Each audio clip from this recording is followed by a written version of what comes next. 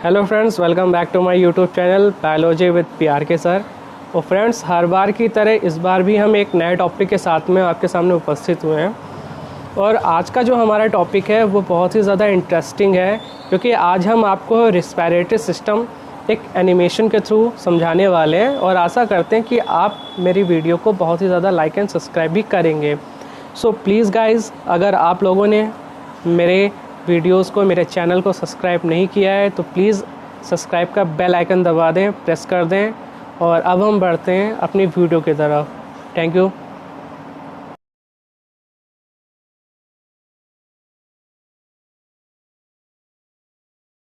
तो फ्रेंड्स, अगर हमको अपने रिस्पायरेटरी सिस्टम के बारे में समझना है तो हमें द प्रोसेस ऑफ ब्रीदिंग को समझना चाहिए। ठीक है, अब हम अगर ह्यूमंस में बात कर लें, अगर हम मानवों में बात कर लें, तो हमारा जो रिस्पायरेटरी सिस्टम होता है वो हमारे थोरेसिक कैविटी में इनक्लोज होता है। अगर हम लोअर पार्ट में बात करें तो हमारा जो डायफ्राम होता है उसकी वजह से क्या होता है, इनक्लोज्ड रहता है। और ऊपर से अगर हम बात करें तो वो हमारे रिब केज में इनक्लोज्ड रहता है। अगर हम अपने लंग्स की बात करते हैं तो हमारे जो लंग्स होते हैं वो टू पार्ट्स में डिवाइड होते हैं। Number first is right lungs and second is left lungs. हमारा जो राइट लंग्स होता है वो 3 लोब्स में डिवाइड होता है, और हमारा जो लेफ्ट लंग्स होता है वो थोड़ा सा छोटा और 2 लोब्स में डिवाइड होता है। हमारे जो दोनों लंग्स होते हैं वो ब्रोंकाई के द्वारा कनेक्ट होते हैं, और हमारा जो ब्रोंकाई होता है वो ट्रैकिया से कनेक्ट होता है। हमारे ट्रैकिया में सी शेप्ड के कार्टिलेजेस पाए जाते हैं जो हमारे ट्रैकिया को कोलैप्स होने से बचाते हैं। अब हम ओवरऑल इनहेलेशन और एक्सहेलेशन के बारे में बात करेंगे।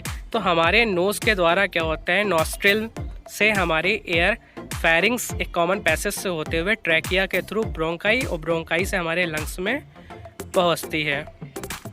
अब हम अगर आगे की बात करते हैं तो यही ब्रोंकाई जो होती हैं वो आगे ब्रोंक्यूल्स में, और ब्रोंक्यूल्स एल्वियोलाई में, और एल्वियोलाई हर एक एल्वियोलर चैम्बर्स में जाकर ओपन होता है। प्रत्येक एल्वियोलर चैम्बर जो होता है वो ब्लड वेसल से चारों तरफ से घिरा हुआ होता है, और प्रत्येक एल्वियोलर चैम्बर्स में बहुत सारे पोर्स पाए जाते हैं। अब चूँकि जो एयर होती है वो यहीं पर आकर स्टे करती है, और इन पोर्स के थ्रू जो यहाँ का ऑक्सीजन होता है वो हमारे ब्लड वेसल्स में पाई जाने वाली आरबीसीज में डिफ्यूज्ड होकर कनेक्ट हो जाता है। अब जो ब्लड वेसल्स में हमारा जो ब्लड बह रहा होता है उसमें जो आरबीसीज होती हैं वो डीऑक्सीजनेटेड होते हैं, यानी कि उनका अनाक्सीकरण हुआ होता है। अब जब उनका ऑक्सीकरण हो जाता है यानी कि वो ऑक्सीजनेटेड हो जाती हैं, तो ब्लू कलर से वो कैसी हो जाती हैं, रेडिश कलर में हो जाती हैं।